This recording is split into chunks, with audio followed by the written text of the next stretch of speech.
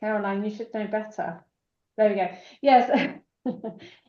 So yeah, I did a little live in the group this morning just to try and give a little overview of what SEO is, and probably did a poor job of it, but I shall definitely be handing over to Jo shortly for her to give us a much better idea and how important it is. I think so many people just don't appreciate that it's even a thing, let alone the importance on it. So I think without further ado, what I'm going to do is hand over to Jo and ask her to introduce herself to us so we can learn a bit about her, and then we can dive in, and then I can focus on letting people into the group. So Jo, if I can hand over to you, and thank you for your time, by the way. That's okay. Hi, I'm Jo, or as I'm trying to be known, SEO Joe. Yeah, got a bit of a ring to it. So my company is called Ladybird SEO. I've been doing it for about coming up 3 years in April, but I've been in digital content of some kind for 22 years, I think. So I kind of started with websites, then dabbled with social media, and have come full circle back to websites because it's a lot better in my opinion. So I do have slides, but I promise to try not to be too slidey, because I know they can get a little bit dull. So feel free to jump in at any time if you've got any questions or anything.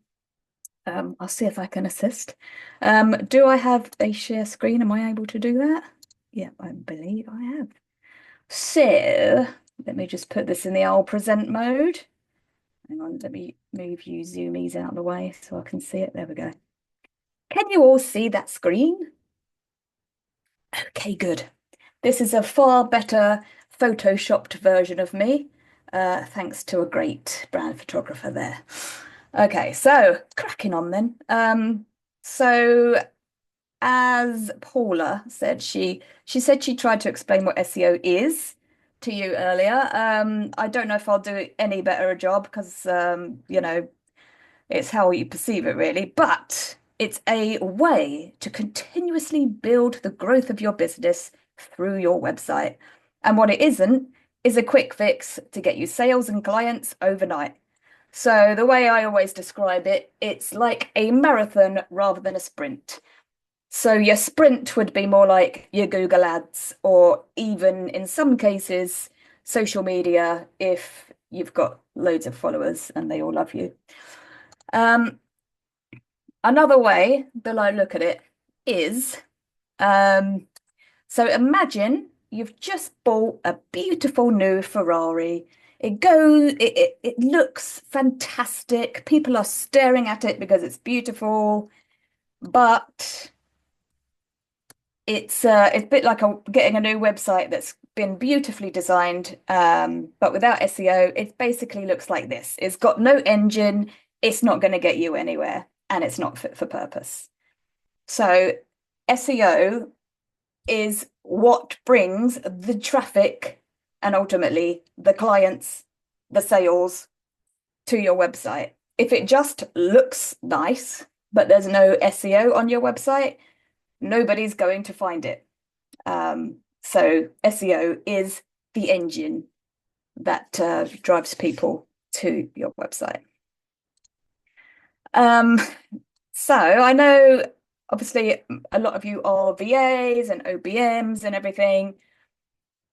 So SEO for you and the type of work that you do, if you can incorporate it into what you do, you can charge your clients a lot more, because SEO is a bit of a scary word to a lot of people. They don't understand it, and therefore they just go, you do it for me. So then you can start charging a much more premium price. But actually, SEO is not as hard as a lot of the, let's call them bro marketers, will have you believe. There's a lot of SEOs that like to make it sound so complicated that you just go, you do it for me. But actually, a lot of it is not too different to the likes of social media. It's more about structuring each page on your website in a certain way. So adding SEO is more traffic, leads and sales and more brand awareness. I didn't realize how big these slides were. I'm sort of can't see half of it because of this Zoom window, but crack it on. So like I said, learning just the basics of SEO means you can charge your clients more for your services. So if you're working, especially with smaller service type businesses, you really, really only need to know the absolute basics to start getting, their website ranking on Google and ultimately getting those bookings, those clients, and those sales for that business. So SEO is made up of a few different things. First of all, there's on-page SEO, which is basically everything that you do on your own website that will help boost SEO, which, by the way, I should have mentioned stands for search engine optimization, just in case you didn't know, or get into the top of Google if you're lucky. Okay, so the first thing that all SEO should start with is keyword research and keyword intent. If that sounds complicated, don't worry, I'll be going through that and showing you what keyword research is and kind of how you do it using an SEO tool to help you. It's about heading tags, so the H1, the H2, the H3 heading tags on websites. It's about making your website feel sort of conversational but concise. Like I mentioned to Paula before this, I always try and incorporate brand messaging and brand tone when I do SEO for people, because we don't want it to just sound like some robot that's spitting out keywords to try and rank. We want it to resonate with people that are actually landing on the website. So brand messaging, brand tone, really important. Things like ChatGPT, I know you will have heard this a million times in probably by now, but it's there as a guide, not to do the work for us, not to say, right, write me a blog on this, go, and then sticking it on your website. It's really about giving you ideas more than anything, how to, blog topics, landing page ideas, that sort of thing. And then interlinking, so how we link all the pages together, which I will go through a little bit further down the line.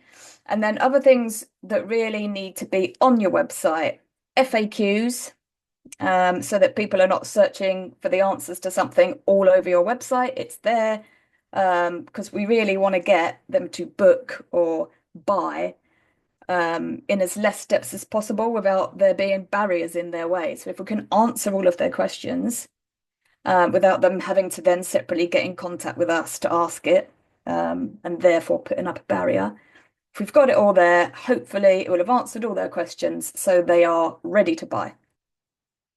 Testimonials are really important on a website because it shows a sign of trust. And I'll go through that as well in further along in this training, but it's something Google love. And then we've got our meta descriptions and like the page titles and things like what you call your page. Image optimization, which includes the alt text. So if you've ever uploaded an image to your website, you no doubt will have seen there's a box or a little thing that says alt text. So then we describe the image there, because if you do that, you can also show up in like Google image search as well. So it's another way to get found. If you name your image with a few words as to sort of what that image is and then put the alt text to describe that image, you're much more likely to also get found in Google image search. And then video optimization, which I've spelled wrong there at the bottom. One thing I would say, we'll talk about site speed, but when you add a video to your website, if it's a long video, I would recommend hosting it on somewhere like YouTube and then embedding it, because a big part of SEO is site speed. And if you've got a massive great video on there, it's going to slow it right down. And then Google's going to knock some brownie points off of you for having a slow website. And you'll decrease rank. So if you can host it on somewhere like YouTube, embed it onto your website so that YouTube can take the hit, that's a top tip for you there. So then there's something called off-page SEO, which we don't have complete control over ourselves. So this is having your Google business profile, which obviously you do have control of, but it's more about getting the reviews on there from hopefully really happy clients that will help boost your ranking on Google. Getting yourself on Google Maps, obviously you can do that yourself, make it all accurate, really accurate data. So the most important thing of your Google business profile, apart from getting great reviews, of course, is making sure that your name, address, if you have one, and phone number, if you have one, are absolutely identical to your website and everywhere else that you've listed your business on the internet. Because if there's disconnect there, Google sees it as, is this a genuine business? Because I've got records of all these different phone numbers, so I don't know whether to trust it. So it's like a trust signal, really. Bing profile, similar to Google business profile. You can add your business to good directories like Yelp and Yellow Pages, not some of those crappy spammy type ones. I wouldn't ever bother paying for a directory. They'll try and upgrade you. No. Guest blogging on, I'd say particularly people in your industry.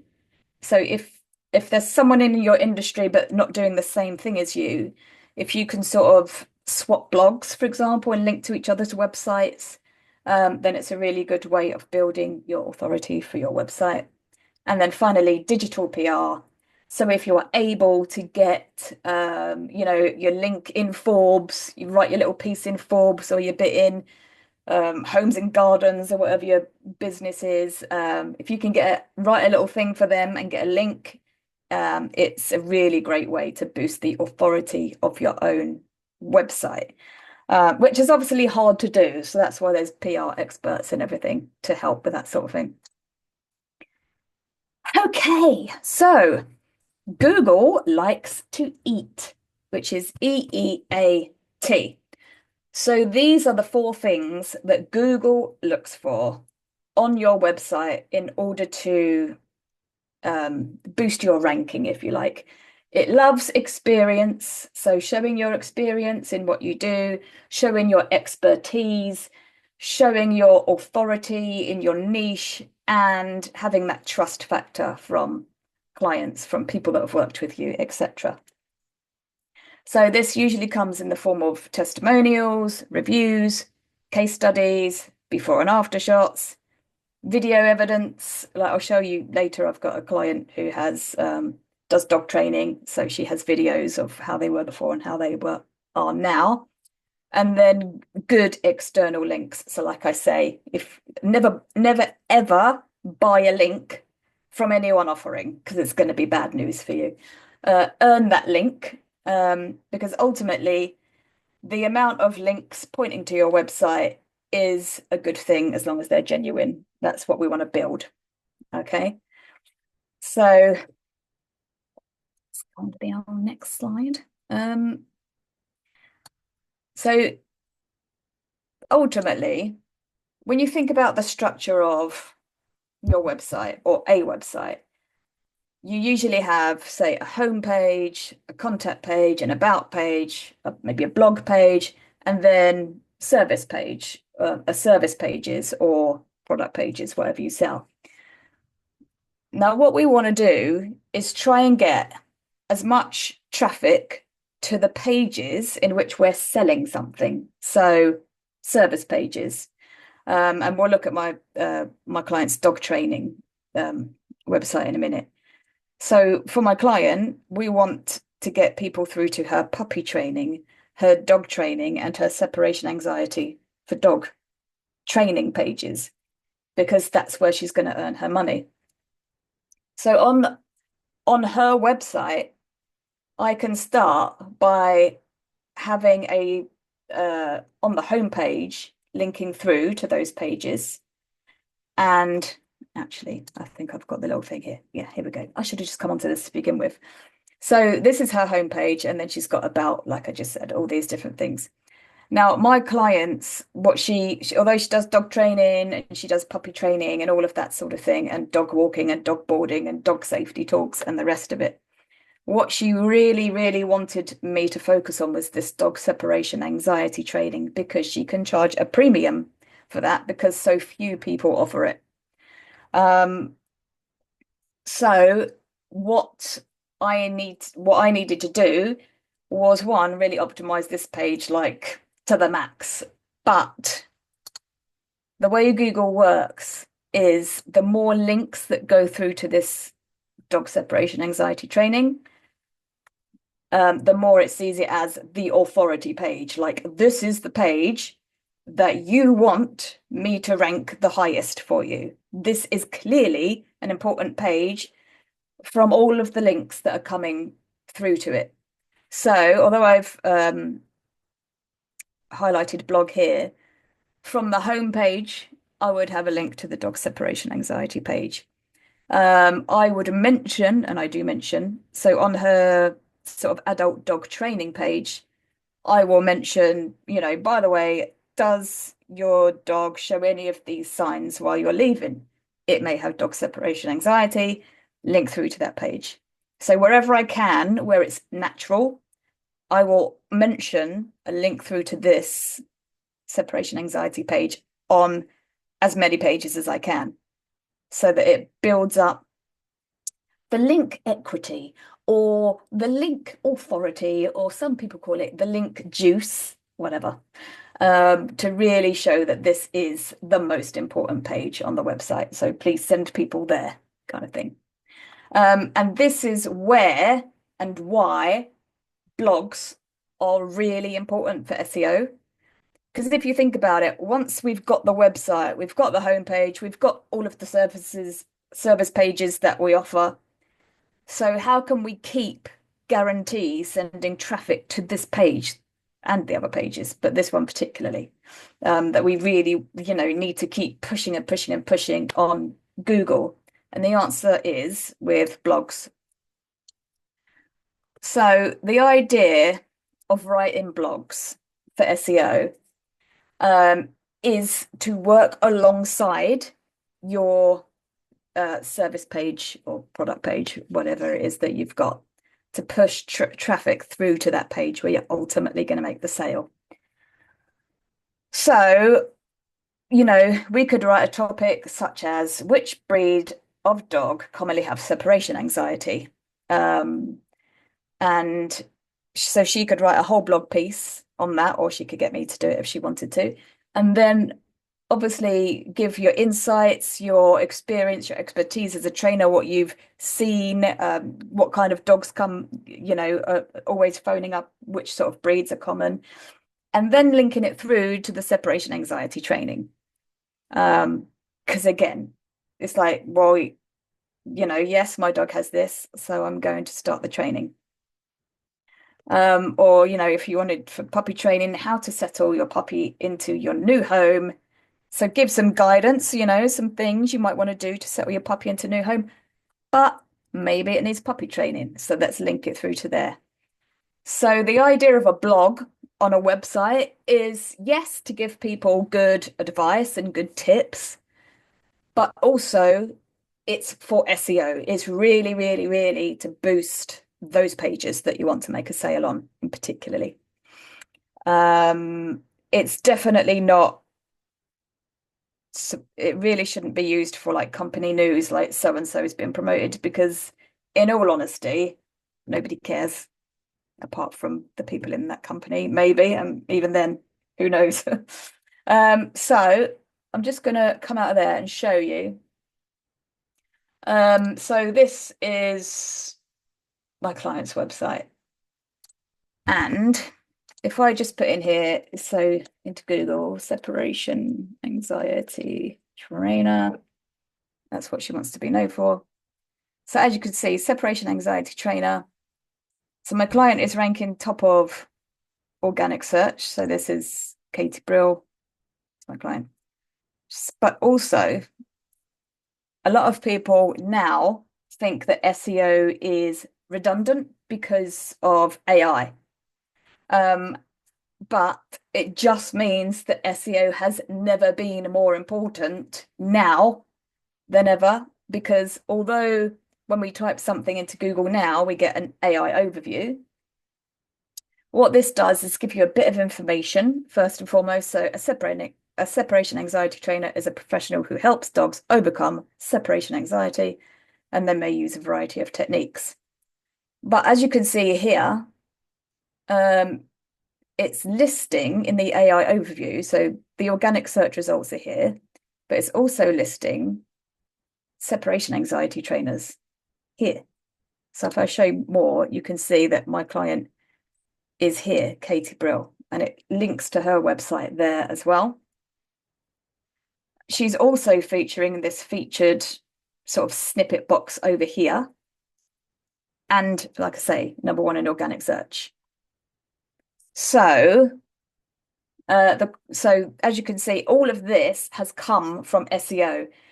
There's no Google ads, there's no sponsored links, there's nothing else that has got her in the AI overviews and to #1 on Google other than SEO. That's it.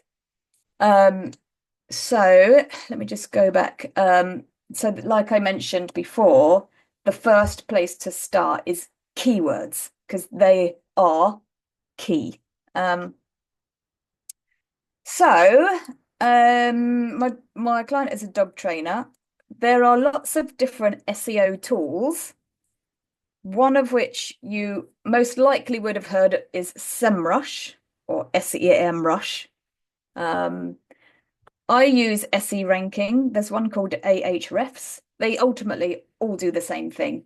And there is a limited sort of free version, if you like, that doesn't give you much information, but you can get, I think nearly all of them give a 14-day trial. SEMrush might be 7-day trial. I'm not sure. But if ever you need to do keyword research, or if you want to do it for your own business, I highly recommend doing it on the free trial. So getting it all done in one go. So on each of these tools, whichever one you use, there is a keyword research tool. So if I was to put in, and if I didn't know where to start, I just knew that my client was a dog trainer. So I could start with dog training, maybe. Dog training. So I'll search. It may look a bit like when you first hit load, like what are all these stats? But with this one, if you scroll down, it gives you keyword ideas. And so it's got similar keywords, related keywords, and then questions that people ask relating to this keyword, all of which are very helpful. So if we went in, first of all, to similar keywords and this view detailed report here. Now, the thing with keywords, I'm hoping you'll be able to see this. So I can see here that the term dog training has 12.1 thousand searches every month. And I've set this to the UK. You can set it to a different, whatever country. So it gets 12.1 thousand searches every month. And the difficulty is, it's actually really, it's not an easy keyword, but difficulty is 15 out of 100, which in the grand scheme, you'd think something like dog training would be a lot higher, but that means how easy it is to rank for that keyword. Now, 15, although it sounds quite low, it's not easy to rank for a keyword like that. It's going to take a bit of work. It's going to take optimizing that landing page for your dog training. It's going to take writing a few blogs, getting a few links pointing towards that page. But one of the most important things when doing keyword research is to look at the intent, the search intent of that keyword. So I can see here that the term dog training has an L for local intent. So people, when searching for this, are looking for a local business, a local dog trainer, obviously to work with their dog. And it's also of commercial intent. So obviously it's sort of a people looking to buy, people looking to spend money on this thing. So this is a great keyword for a dog trainer.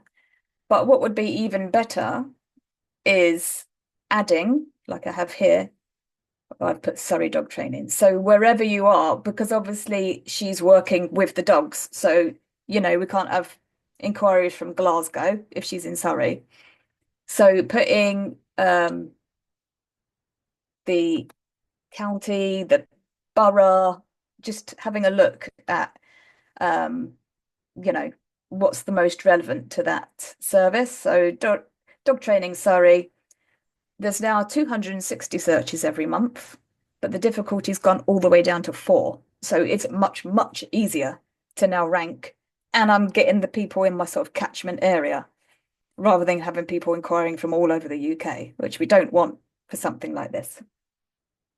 So looking at the difficulty, the search volume, and the search intent is really key for when you're doing keyword research. Now, if I go back to just dog training, let's have a look at some of the other random keywords here. So if you look at something like this, can you take dogs on the train?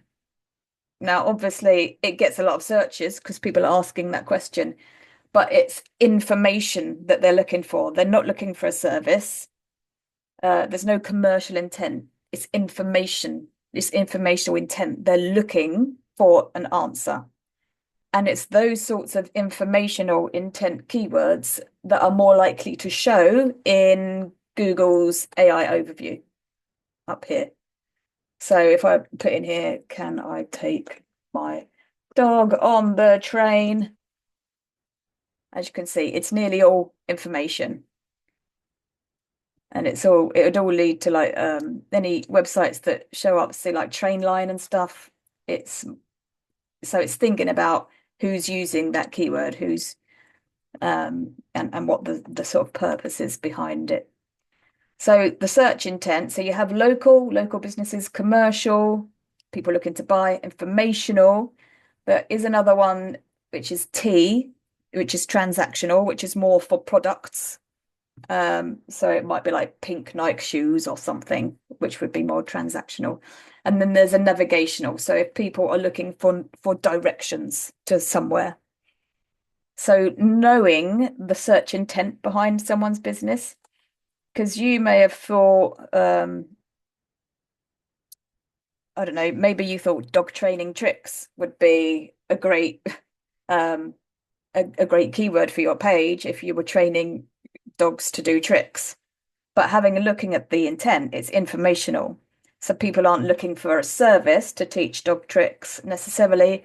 They're looking about information, probably looking for YouTube videos to demonstrate how to do tricks and that sort of thing, rather than looking for someone to teach their dog to do tricks.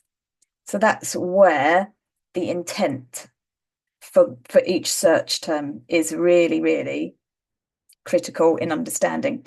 Because if you think about it, when you are, what are you typing into Google when you are searching for something? So you've got to sort of come from the mindset of when you're creating your website, what are people actually searching for to find this page? Which is where headings come in. Just go on to here. I think it's the next thing. So heading tags. So these are the H1, H2, H3. Those are critical in setting up the structure of a page on your website. And I know a lot of people think it's just about, well, H1 is the biggest font size, H2 is like the second biggest, and then paragraph text is just the standard, font that you use for paragraphs. But you have to think of it this way. So the heading 1 is like imagine it's a book. It's like the title of your book. So there should only ever be one heading 1 on each page of your website. Not on your entire website, on each page of your website. And H2 is like the chapter of the book. So it's to divide up when there's a different section or element to your page. It should come under the heading of an H2. And H3 is then like a sort of subsection of a chapter, a sort of important point that's to do with this chapter, with this section. It's all the same sort of topic, but it's like another way to divide that bit up further. A heading 4, to be honest, you will only ever need really heading 1, heading 2, heading 3. On the very rarest of occasion will you need a heading 4, and that might be, say, if you've got some bullet points. So, what can you, what are key elements of puppy training? And then it might be like, puppy recall might be an H3. And then you might have like, what is puppy recall maybe as an H4? I don't know, something like that. So they use more like in bullet points, I guess, like the title of a bullet point if you put any. So, but you don't really, H4s are quite rare. H5 and H6, I don't even know why they bother putting them on, because I can't think of anywhere that has ever needed them ever. But basically, this is like the most important. Heading 1 is the most important thing on your website. Heading 2, heading 3, and it's like a list of. So heading 6 is like, don't bother. So you can use as many H2s and as many H3s as you want. It's just H1s that there is just one. And that is where your main keyword should be used, in the H1. You can also sprinkle your chosen keyword for that page in an H2 and an H3, but without being, spammy pammy and just putting it all over your page, because then it doesn't look genuine. And you can have variations on the same keyword. So, like Surrey dog training or dog training in Surrey, that sort of thing. They're sort of called keyword clusters. So it's essentially the same kind of keyword with slight variations on it. So you can use that throughout that Surrey dog training page. Put a bit in the paragraph text, add it to a couple of H2s or H3s without, like I say, doing it all of the time. So as I mentioned, SEO is critical to AI because without SEO, AI cannot find your website at all.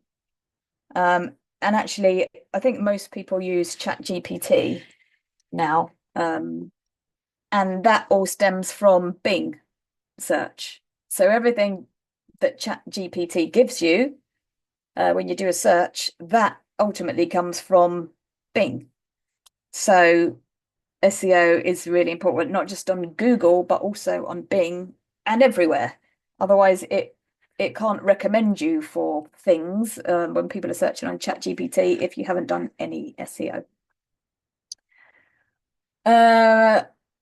So I'm sure you probably know this by now, but mobile is sort of the number one SEO where it's treated as a priority now by the likes of Google and Bing. Your website needs to be optimized for mobile. It's no good just having a desktop version of your website on mobile anymore. Such as this lovely little website that's a company near me that haven't optimized their mobile site, and I can pretty much guarantee I'll get in 0 customers through their mobile site because you can't read it. Even with my glasses on, I can't read it. So yeah, it's massively important to do that.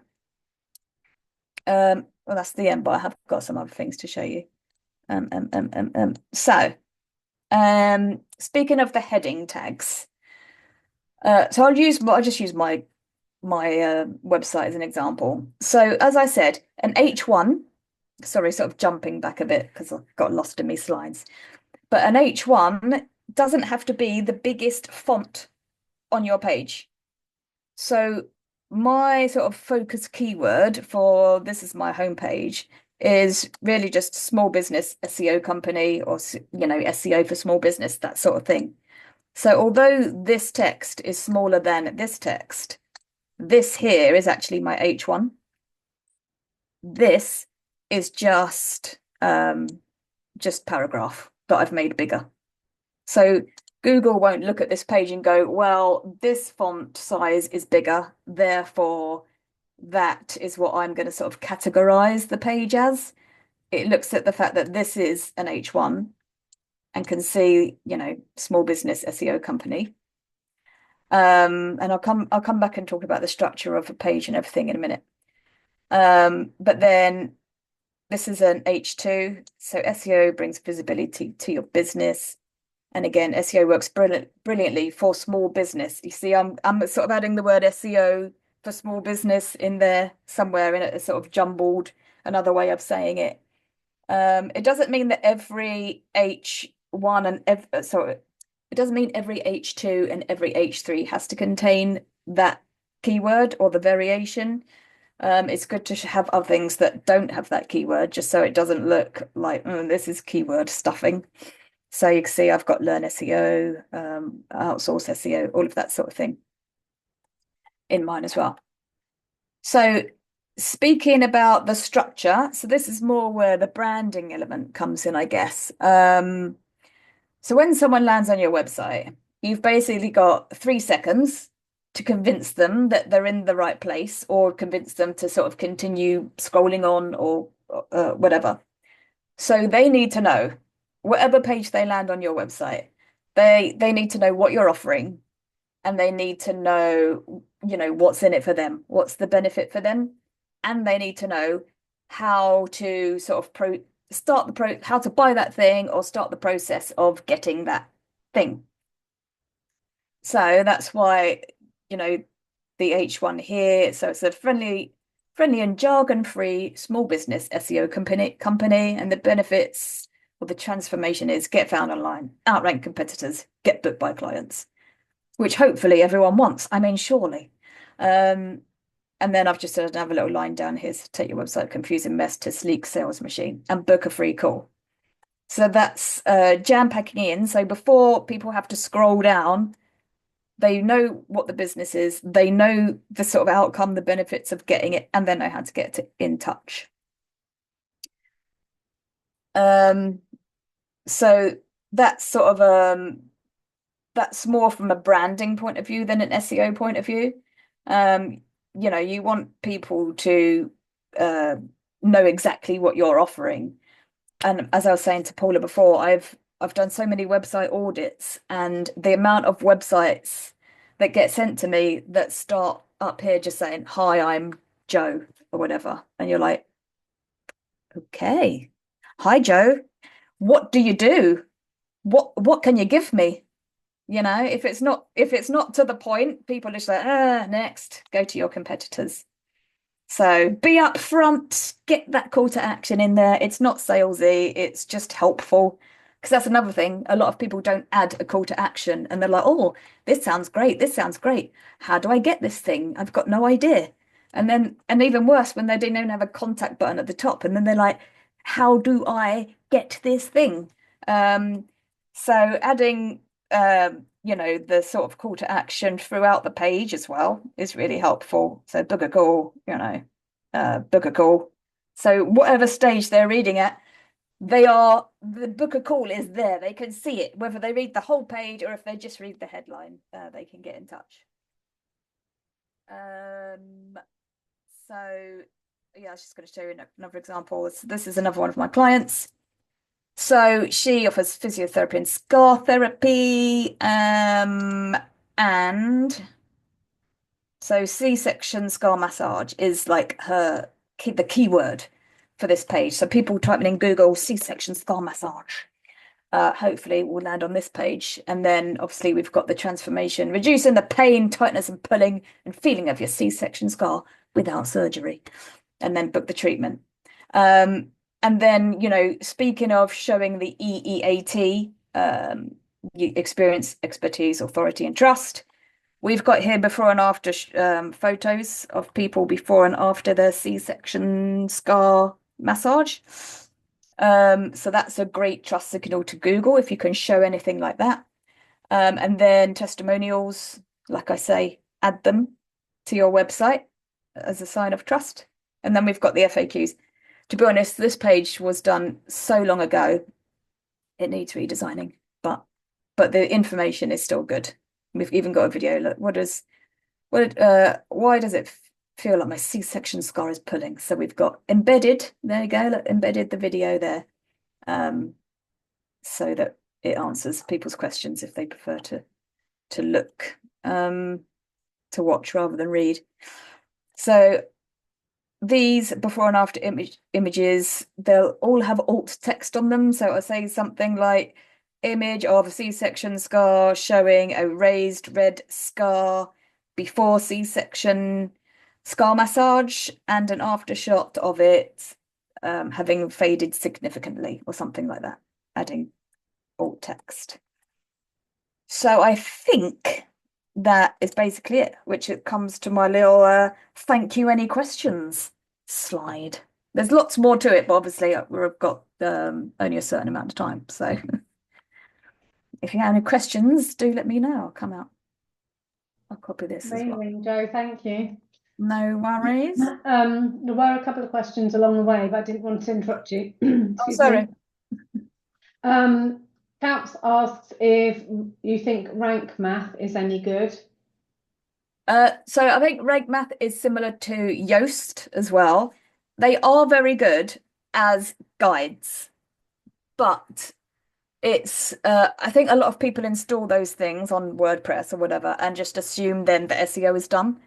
Yeah. But they're not. They are a great guide, and like I don't know rank math as much, but I know in Yoast, for example, if you get the green lights, you're like, yes, my SEO has smashed it because I've got all the green lights and it says my SEO is awesome. But there may be some key things that you've missed. It just kind of looks at what you've put and doesn't look at things that you've missed.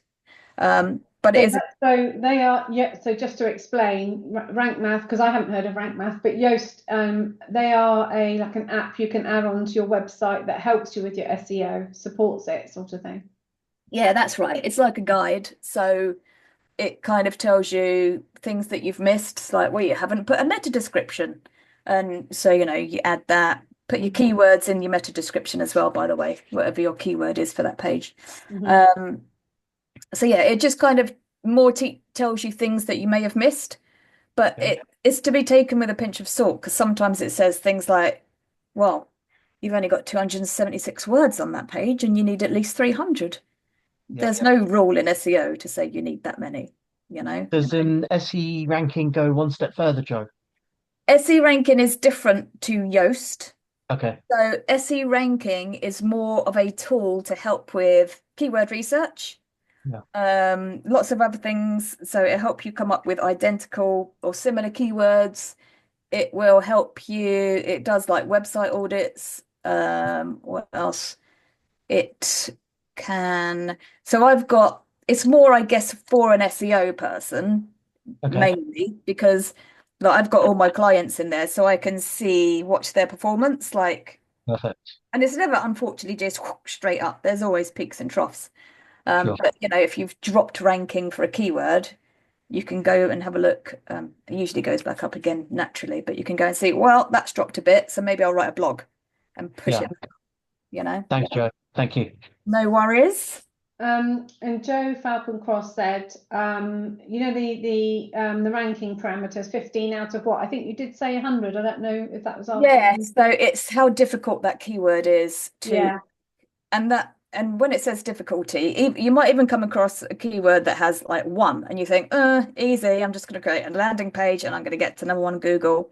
Even when it's really low like that, you have to do some work. So create a well-optimized page for that service or whatever it is, get a blog written relating to it, linking to it, and maybe mention it on social media, get some traffic through that way, whatever. It still takes a bit of work. One thing. Thank you. Sorry, I don't think I didn't phrase my question very well. Sorry. I was wondering if it was like if the like 15 or 4 or whatever was like a percentage hit rate or like numbers of people looking at a certain thing, but it is literally just 1 to 100 ranking. Yeah, 1 to 100. Okay. I've never seen anything as 100. Even in the 90s, it's rare to find something that's got a keyword difficulty of 100 or 90. I mean, the most I've seen is probably 85 or something like that. So I don't know, make of that what you will, but it is, I guess, if it's below 10 and you're a small business, you've got a really good chance of ranking for it. Just takes a bit of work. You can still rank for the higher difficulty keywords, but you first need to try and go for the smaller ones, the ones that are easier, because then once you sort of start ranking up in the top 5, top 3 for those, you can then push on to those sort of more difficult keywords with maybe higher traffic. It sort of funnels up, if you like. The more you dominate the long tail keywords, perhaps the ones with more words that are a bit more niche, the more likely you are to get bumped up to the next and rank for the next and the next and the next until you take over the world. Thanks. Was there any other questions? I had one. So we talked about having our important pages to push traffic to. Are you penalised if you've got more than one important page to push traffic to? No. So you can write obviously as many blogs around whatever topic. So, it might be that my friend my client who has the separation anxiety training, I think she's actually currently booked out for that right now. So now perhaps she wants to start pushing the puppy training. So we could start, writing blogs and everything for puppy around that sort of subject. One thing I will say is when you are writing a blog or something, is to try not to include the keyword of your service page. So if I was writing a blog around, what breed of dog commonly gets separation anxiety, I don't really want to keep adding the word separation anxiety too much, because then it may become it's like keyword cannibalization. It's like it becomes in a fight over that keyword of separation anxiety with the service page. So if you were writing a blog on puppy training, for example, you don't want to say in there anywhere about separation anxiety. Is that what you're saying? Not so much, no. So if I was writing a blog about which type of dog is commonly seen for separation anxiety or whatever, I'm allowed to mention the word separation anxiety, but I don't want to keep adding it in my H1, my H2, my H3, because then Google sees, well, hang on, this page is about separation anxiety, but also there's this other. I see. Yeah. So it's like they're sort of clashing then, and it's called cannibalization. They're sort of after the same keywords, which makes both of them weaker, or Google will choose which page it thinks it should be ranking for separation anxiety. I see. And we'll just kind of buy. So you've got to be careful with your H1s and 2s and so on in your blog as well. So and you don't want that to rank higher than the service page. You want to direct them to the service page. Yeah, so this is why it's a good idea, like the keyword research tools that there are, to look at the suggestions and things, maybe other words that are, similar-ish or related to, but not specifically that keyword. So then you can go about it that way. I'll talk about it in this way and link it through to the service page instead. Because years ago, I did a job, an SEO role for somebody back in 2013 or something like that. And that was when keyword stuffing came about. It was around that time, and people were even putting in keywords in like white text, white background, weren't they? But Google can penalize you for that type of thing now, can't they? Oh, like massively. It's really cracked down on that sort of thing. And it can also tell if you've written like your whole page, if you've just asked ChatGPT, right, I've got dog training, write me a page about dog training, copy paste, it can tell. which is why the human side, the branding, is really important. And actually, I can show you that slide again, just in terms of keywords. So again, this, as you know, it's my client's website. So on here, I've got the homepage. So her business is called Positive Dog Training. So that's the keyword we want for the homepage. And then separation anxiety, obviously separation anxiety, dog training and trainer. Then the puppy trainings, we've got puppy training and puppy classes that we want to go for that page. Adult dog training is adult dog training. And then we've got sort of dog obedience training, Surrey dog training. So I kind of map it out this way first to structure out each page on your website and what keywords you're going for on that page. So when you do come to write a blog, you're not using the same ones that you've used on your primary pages. Makes perfect sense. Does anybody else, Caroline? Hi, I've got two questions, if that's okay. One about the ChatGPT. I use ChatGPT a lot to polish my words and stuff. Does that count as Google writing it? Because I write it in, but then I put it in and say, make this not sound waffly. And yeah, no, that's absolutely fine. I think where the issue is with ChatGPT is literally people that say, I offer dog training. Please write me a page about dog training. Because it's never going to be perfect what ChatGPT comes out with anyway. You need to tweak it. And it's actually, I use it a lot to get the idea of a landing page, because there may be things you think, I didn't think of to include that actually. So that's really good to ask it. But it's obviously really important to make sure that it's got you in it, because ultimately you're selling to a human and you can tell now if it's ChatGPT. It comes up with the same old spiel, doesn't it? Yeah. Thank you. And my second question was, when we were talking about the intents before, the 4, 5, whatever it was, different types of intent, do you want a mixture of all of them, or are you really only looking for the commercial one? So, well, on service pages, you really want it to be commercial or local. If it's something that people, like a restaurant, needs to have local intent because it needs people to come to it. Or even, like with the dog training, although it's not at her house, she works in the Surrey area. So local intent is really important. So local and commercial for services, transactional as well for products. And then the informational one is really where you're going to find, the answers on Google will mainly be blogs and government websites, or depending on what you're Googling. So it's thinking about looking at that intent. If it's informational, people aren't looking to buy. So don't use that keyword if it's for a service page, for example. But would you use those for your other pages to drive the traffic to your website? Yeah, so if you're writing a blog, then you probably want it to be more information intent so that it's not clashing with that commercial and local intent or transactional intent. People are looking for information on a blog, really, which then obviously you put the link through to that related service at the bottom to build up that authority. Brilliant. Thank you very much. No worries. I know, I mean, these tools that you recommended are great, but not everybody will want to pay for them. It used to be the case when you put in a search, let's say in Google, right at the bottom, it would give you other searches that were relevant around that same search. Is that still the case? Because I tried that the other day and it doesn't seem to be as good as it used to be. Is that true? I'm just seeing now.